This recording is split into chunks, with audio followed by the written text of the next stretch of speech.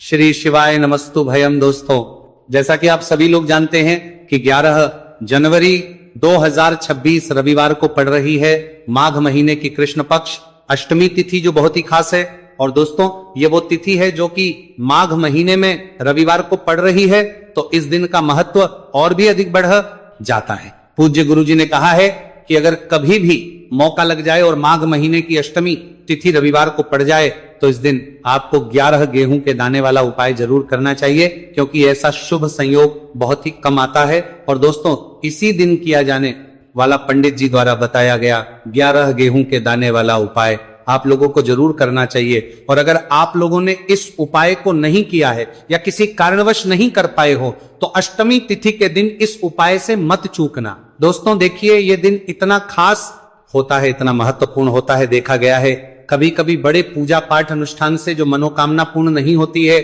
वह माघ महीने के रविवार के दिन एक छोटे से उपाय करने से ही आपकी मनोकामना पूर्ण हो जाती है। और बहुत सारे लोगों ने इस उपाय को किया भी है और उनको इस उपाय को करने का फल भी जरूर मिला है। अगर आप लोग भी इस उपाय को रविवार अष्टमी तिथि के दिन करना चाहते हैं तो आप इस उपाय को पहले अच्छे से समझ लेना, सुन लेना, उसके बाद करना। आपको इस उपाय का फल जरूर मिलेगा, करना, आपकी सभी मनोकामनाएं पूरी हो जाएंगी। दोस्तों, हम आपको यहां पर बता दें कि ये जो 11 गेहूं के दाने वाला उपाय है, ये उपाय पंडित जी ने अपनी अभी की शिव महापुराण की कथा में ही बताया है। और इस उपाय को करने से आपके घर में चाहे किसी भी प्रकार की दुख और समस्या क्यों ना चल रही हो, आपको उसका कारण भी नहीं पता है कि भाई ये समस्या किस कारण से चल रही है, उसका कुछ भी कारण हो सकता है। जैसे पितृदोष हो सकता है, कालसर्प दोष हो सकता है, या किसी भी तरह का मंगल दोष भी हो सकता है, और भी बहुत के दोष होते हैं, कुछ भी हो सकता है। पर आपको इस उपाय को करने के लिए अपने दोष को पता लगाने की भी जरूरत नहीं है। आपके घर में किस कारण से इतनी दुहक और परेशानी आ रही है, वो भी आपको पता लगाने की जरूरत नहीं है। बस रविवार के दिन इस उपाय को कर लेना, क्योंकि इसी एकमात्र उपाय को करने से आपके पूरे घर परिवार में सुख और शांति हो जाएगी। आपके घर में अच्छे अच्छे काम होने लगेंगे। आपकी जो भी मनोकामना होगी वो आपको करना कैसे है, किसको करना है, किस समय करना है और कैसे करना है। देखो, उपाय बिल्कुल आसान है, बस समझने वाली बात है। ध्यान से समझिए, उसके बाद ही आप लोग जो है इस उपाय को जरूर कीजिएगा। लेकिन उससे पहले जो भी मेरे भाई मेरी प्यारी बहनें आज चैनल पर पहली बार आए हैं या मेरी आवाज आज पहली बार सुन रहे हैं, अगर आप भी महादेव के सच्चे भक्त हैं तो वीडियो को लाइक और चैनल को सब्सक्राइब जरूर कर लें और कमेंट बॉक्स में लिखे हर हर महादेव, जय भोलेनाथ। अब सबसे पहली चीज हम लोग ये समझते हैं कि इस 11 गेहूं के दाने वाले उपाय को इस अष्टमी तिथि के दिन किसको करना है। तो देखिए, इस उपाय को घर के सभी सदस्यों को करने की बिल्कुल भी जरूरत नहीं है। घर में से कोई एक मुख्य बड़ा सदस्य ही इस उपाय को करेगा तो उस घर परिवार के सभी सदस्यों को इस उपाय को करने का फल मिल पर।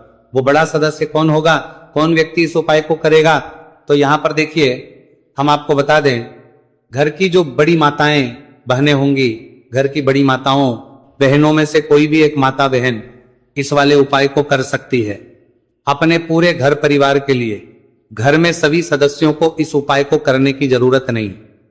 मात्र घर की जो बड़ी माताएं बहनें हैं उनमें से कोई भी एक माता बहन इस वाले उपाय को करेगी, उसके घर परिवार के पूरे सदस्यों को इस उपाय का फल मिलेगा। अगर किसी कारणवश माताएं बहनें घर में उपस्थित ना हो या वो इस उपाय को ना कर रही हो, कुछ दिक्कत हो, तो भाई उस जगह पर फिर घर का कोई बड़ा व्यक्ति भी इस उपाय को कर सकता है। माताओं बहनों के कहने का मतलब यह था कि माताएं बहनें घर की लक्ष्मी होती है। जब घर की लक्ष्मी कोई उपाय करती है तो निश्चित ही भगवान शिव जी बहुत जल्दी प्रसन्न होते हैं और उपाय का फल में बहुत जल्द और बहुत बड़ा करके भी यहां पर देते हैं। तो आप लोग ये बात समझ गए होंगे। अब हम ये बात समझते हैं इस वाले उपाय को हमें करना किस समय है। इस 11 गेहूं के दाने वाले उपाय को हमें इस रविवार अष्टमी तिथि के दिन करना किस समय है। तो देखिए, इस उपाय को करने का जो समय है शाम का समय है। अब देखिए, यहां पर हम मुख्य रूप से सुबह का समय नहीं बोलेंगे, क्योंकि देखिए ये जो अष्टमी तिथि है और आप सभी लोग जानते हैं इसका प्रदोष काल का जो समय होता है ना, इस दिन भगवान शिव और माता पार्वती जी का सबसे प्रिय दिन होता है। तो आप लोग इस गेहूं के दाने वाले उपाय को शाम के समय में कर सकते हो। और देखो अगर सुबह करोगे तो आप 8 बजे से 11 बजे के मध्य इस उपाय को कर सकते हो। और देखो अगर शाम के समय कर रहे हो तो इस दिन जरूर शाम के समय का ध्यान रखना कि रात के 6 बजे से लेकर 7 बजे के बीच में अगर आप इस उपाय को कर सकते हो तो बिल्कुल कर लेना। पूरी कोशिश करना, आपको उपाय का फल जरूर मिलेगा। ये बात आपको समझ आ गई। अब बात करते हैं उपाय की।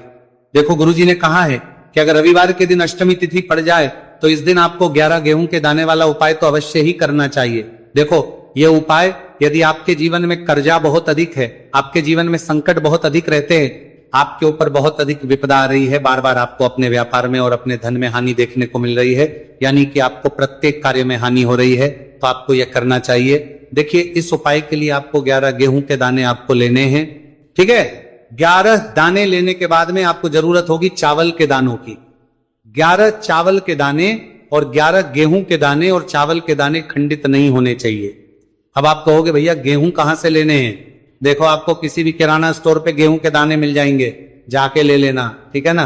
11 गेहूं 11 चावल के दाने लेने हैं। साथ ही साथ आपको एक तांबे का लोटा लेना है और उस तांबे के लोटे में आपको जल भरना है। जल खुद के घर का होना चाहिए, मंदिर का नहीं होगा। अब आप ये सब सामग्री लेकर पहुंच जाओगे महादेव के शिवलिंग के पास में। शाम के टाइम पे प्रदोष काल में देखो, जब आप ये उपाय कर रहे हो तो अपना फेस रखना उत्तर दिशा, नॉर्थ डायरेक्शन की तरफ। अब यहाँ पे जो मैं आपको क्रम बताने जा रहा हूं ना, उस मेरे क्रम को बहुत ध्यान से सुनिए। महादेव को अगर कोई सबसे प्रिय है ना, तो उनकी सबसे छोटी पुत्री जिनका नाम है माता अशोक सुंदरी, जो आपके पास में चावल के रह दाने हैं ना, उन चावल के 11 दानों को माता अशोक सुंदरी के स्थान पर आपको अपना नाम और गोत्र बोलते हुए समर्पित कर देने हैं, है ना। चावल के दानों को रखने के बाद में जो आपके पास में तांबे का लोटा है ना, उस तांबे के लोटे को कहीं पे भी हम जल नहीं चढ़ेंगे। सिर्फ और सिर्फ माता पार्वती का जो हस्त कमल आपको दिख रहा है, यहीं पे गोल गोल आपको समर्पित करना है, उसी जल को, और कहीं नहीं। ना तो माता अशोक सुंदरी के स्थान पर, न शिवलिंग के ऊपर, सिर्फ आपको यहाँ पे गोल गोल जलाधारी पर आपको उस जल को समर्पित करना है। अब आपके पास में बचे हुए हैं 11 गेहूं के दाने, और बचे हैं उन्हीं 11 गेहूं के दाने को आपको अपनी मनोकामना, अपने विशेष कहते हुए महादेव के शिवलिंग के ऊपर अगर आप अष्टमी तिथि के दिन प्रदोष काल में समर्पित कर देते हैं तो आपकी जो भी मनोकामनाएं होंगी, जो भी विश होंगी, महादेव पूरी जरूर करते हैं। अन्न समर्पण करने से, उस खासकर गेहूं को समर्पण करने से हमारी इच्छाएं पूरी होती हैं। और अगर वो दिन अष्टमी तिथि का दिन हो, तब तो इससे सुंदर संयोग कुछ भी नहीं हो सकता। आपकी इच्छाओं को पूरा करने के लिए बहुत स्पेशल, बहुत प्यारा सा उपाय आप सभी को जरूर करना है। ध्यान में रखिएगा, ये उपाय प्रदोष काल में करना है। देखो गुरुजी ने कहा है, भगवान शिव के शिवलिंग पर 33 कोटि देवी देवता का वास होता है। अगर हम शिवलिंग के सामने कुछ भी उपाय करते हैं तो हमारे सभी देवी देवता हमसे खुश हो जाते हैं। ये उपाय आपको अवश्य करना है। देखो सुबह के टाइम नहीं कर सकते, ठीक है। अब बात करते हैं अगले उपाय की। देखिए अब हम जान लेते हैं गुरुजी द्वारा बताए गए दूसरे उपाय के बारे में। इस उपाय के लिए आपको मात्र 2 लौंग लेनी होगी, यानी कि आपको लौंग का जोड़ा लेना है। 2 फूल वाली आपको लौंग लेनी है। लौंग का जोड़ा से भी खंडित नहीं होना चाहिए, इस बात का ध्यान रखें। इसी के साथ में आपको लेना होगा लाल चंदन का पाउडर। देखिए यदि आपके पास लाल चंदन की लकड़ी है तो उसे घिसकर भी आप चंदन के रूप में प्रयोग कर सकते हैं। यदि पाउडर है तो उसका भी आप अपने उपाय के लिए प्रयोग कर सकते हैं।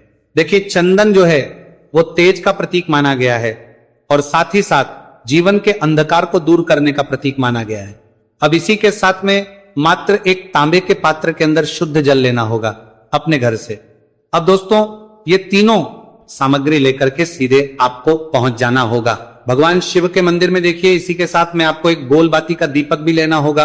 दीपक आप मिट्टी का भी ले सकते हैं, शुद्ध घाटा मढ़कर उसका भी तैयार कर सकते हैं, और दीपक में आपको शुद्ध घी का प्रयोग करना है। लेकिन जैसे ही आप इन सभी सामग्रियों को मिल लेकर के पहुंचेंगे मंदिर में, जैसे ही आप चौखट के वहां पर पहुंचेंगे तो मंदिर की चौखट के सीधे तरफ आप जो अपने साथ एक गोल बाती का दीपक लेकर के आए हैं, उसे आपको सबसे पहले तो प्रज्वलित कर देना है। यानी कि जैसे ही आप मंदिर की चौखट के वहां पर प्रवेश करते हैं तो उसके सीधे तरफ आपको ये गोल बाती का दीपक प्रज्वलित कर देना है।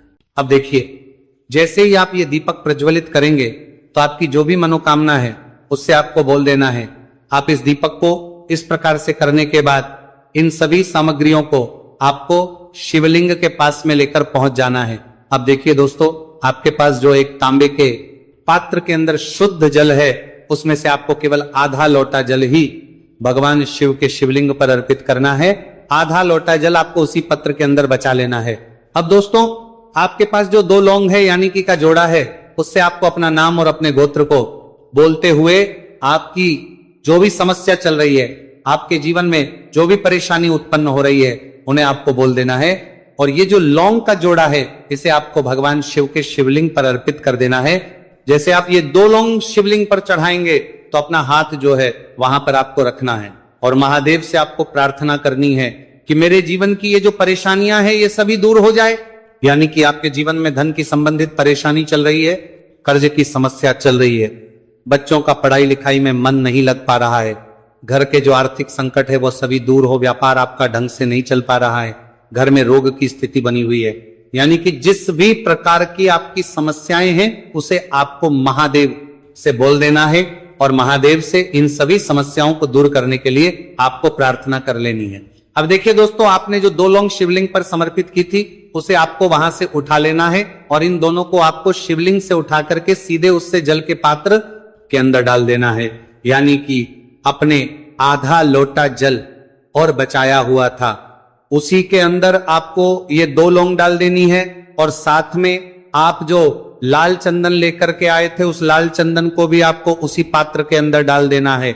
यानी कि आधा लोटा जल और बचा हुआ है तो उसी आधे लोटे जल के अंदर आपको ये लाल चंदन भी डाल देना है। अब देखिए, इस आधे लोटे जल में है जिसमें अपने 2 लौंग ली है, लाल चंदन डाला है, उसे सीधे लेकर के आपको पहुंचना है बेलपत्र के वृक्ष के। वहां पर देखिए, बेलपत्र का वृक्ष यदि आपके घर पर है तो वहां पर आपको आ जाना है। आपके घर के आसपास कहीं भी है तो वहां पर आपको पहुंच जाना है और उसके बाद आपका जो मुख है वह उत्तर दिशा की ओर होना चाहिए और उसके बाद आपको अपना नाम और अपनी गोत्र को बोलना है और पुनः अपने जो भी परेशानियां शिवलिंग के पास में बोली थी उन्हें आप वापस से बेलपत्र के वहां पर भी बोल देनी है।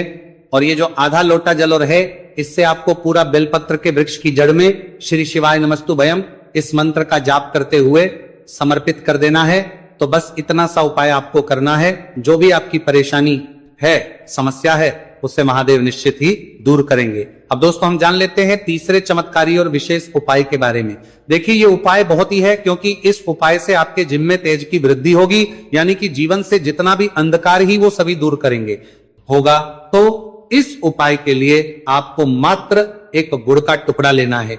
गुड़ का टुकड़ा आपके जीवन में तेज की वृद्धि करता है और साथ ही साथ आपके जीवन से जो अंधकार है उसे दूर करता है। इसी के साथ में आपको एक चावल दाना यानी कि अक्षत का दाना लेना है। ये चावल का दाना आपके जीवन में सुख शांति को लेकर के आता है, आपके जीवन में धन की जितनी भी परेशानियां हैं उन्हें समाप्त करता है। इसी के साथ में आपको मात्र एक हरा मूंग लेना है। हरा मूंग जो है वह बुध ग्रह को प्रसन्न करता है। देखिए, हरा मूंग का उपाय करने से बुध ग्रह मजबूत होता है और बुध ग्रह के मजबूत होने से बुद्धि, ज्ञान और विवेक की प्राप्ति होती है। तो ये तीनों ही सामग्री आपको एक एक लेनी है। यानी कि एक गुड़ का, एक चावल का दाना, एक हरा मूंग आपको लेना है। देखिए, हरा मूंग का दाना और का जो दाना है वो आपको साबुत लेना है, खंडित नहीं होना चाहिए। और इसी के साथ में आपको मात्र एक तांबे के पात्र के अंदर अपने घर से शुद्ध जल ले लेना है। देखिए, अब इन सभी सामग्रियों को लेकर के सीधे आपको पहुंच जाना है भगवान शिव के मंदिर में। आप ये उपाय सुबह से लेकर के शाम तक किसी भी समय कर सकते हैं, लेकिन रविवार के दिन ही आपको इस उपाय को करना है। तो सबसे पहले तो ये जो एक गुड़ का टुक्का है, एक चावल का दाना है और एक हरा मूंग का दाना है, उन तीनों को आपको उस जल के पात्र के अंदर डाल देना है। लेकिन ये जो उपाय है आपके जीवन की सारी परेशानियों को दूर करने के लिए होता है, लेकिन विशेष मनोकामना तीनों सामग्रियों से ही आपकी परिपूर्ण हो जाती है। देखिए, यदि आपके जीवन तेज होगा तो सभी आपसे वार्तालाप करेंगे, सभी आपसे बात करेंगे और आपका जो मान सम्मान है वो बढ़ता है। और चावल का जो दाना है वह धन वृद्धि करता है, मन की शांति के लिए होता है। और हरा मूंग जो है वो बुद्धि, ज्ञान और विवेक की प्राप्ति के लिए होता है। अब देखिए, ये जो एक पात्र है इससे आपको भगवान शिव के शिवलिंग पर धीरे धीरे अर्पित कर देना है। श्री शिवाय नमस्तु भयम इस मंत्र का जाप करते हुए और तुमरुकेश्वर महादेव का मन में स्मरण करते हुए। लेकिन तुमरुकेश्वर महादेव का स्मरण करने से यह जो उपाय है और अधिक प्रभावशाली हो जाता है, तो महादेव का स्मरण करते हुए ये उपाय करने से आपके जीवन में जो भी अशांति है वह सभी दूर हो जाएगी। तो इस प्रकार से आपको ये सुंदर सा उपाय कर लेना है। इसके बाद बात करते हैं तीसरे उपाय की। देखो ये उपाय बहुत ही अचूक उपाय है जो आपको करना है। देखो इस प्रकार से नींद लगा रहा। उपाय के लिए आपको 2 दीपक लेने हैं। देखो दोनों दीपक आपको मिट्टी के दीपक लेने हैं। उसके बाद आपको दोनों दीपक को प्रज्वलित करने के लिए आपको लंबी बाती लेनी है, और ये दीपक घी और सरसों के तेल से दीपक प्रज्वलित करने हैं। ये सब लेने के बाद आपको लेना है एक कटोरी में कच्चा दूध थोड़ा सा लेना है। उसके बाद आपको लेना है 1 लोटा जल। देखो गुरुजी ने इस उपाय के लिए बताया है कि ये उपाय आपको प्रदोष काल में करना है। कहते हैं कि बेलपत्र के वृक्ष में प्रदोष काल के समय में महादेव वास करते हैं। उस समय हम कोई भी उपाय करते हैं तो उसका फल हमें अवश्य मिलता है। देखो अब ये सब सामग्री लेकर आपको प्रदोष काल में चले हैं बेलपत्र के वृक्ष के वहां पर। देखो वहां पहुंच जाने के बाद आपको सबसे पहले बेलपत्र की जड़ में सबसे पहले वो दूध जो आप लाए हैं उसे समर्पित करती देना है। उसके बाद आपको जो 1 लोटा जल जो आप लाए हैं वो आपको धीरे धीरे बेलपत्र की जड़ में समर्पित कर देना है। उसके बाद आप जो दीपक लाए हो दोनों दीपक को आपको बेलपत्र की जड़ बेलपत्र की तरफ मुंह करके बाती का आपको एक दीपक घी का और एक दीपक तेल का प्रज्वलित कर देना है, और आपकी जो भी मनोकामनाएं हैं वो महादेव को बोलना है। देखो ने कहा रविवार के दिन पर बेलपत्र की जड़ में दीपक प्रज्वलित कर देता है महादेव, उसकी सभी मनोकामना पूरी कर देते हैं। देखिए दोस्तों आज के इस वीडियो में हमने आपको रविवार के दिन किए जाने वाले 3 बहुत ही सुंदर से उपाय बताए हैं। जो भी आपके लिए उचित है, सरल है, उसे आप कर सकते हैं। यदि उपाय से जुड़ा किसी भी प्रकार का सवाल है तो कमेंट में पूछ ले। उपाय को करते समय आप किसी भी प्रकार की गलतियां ना करें। अगर आपको हमारी पसंद आए तो हमारे इस चैनल को सब्सक्राइब जरूर करें। हर हर महादेव, ओम नमः शिवाय।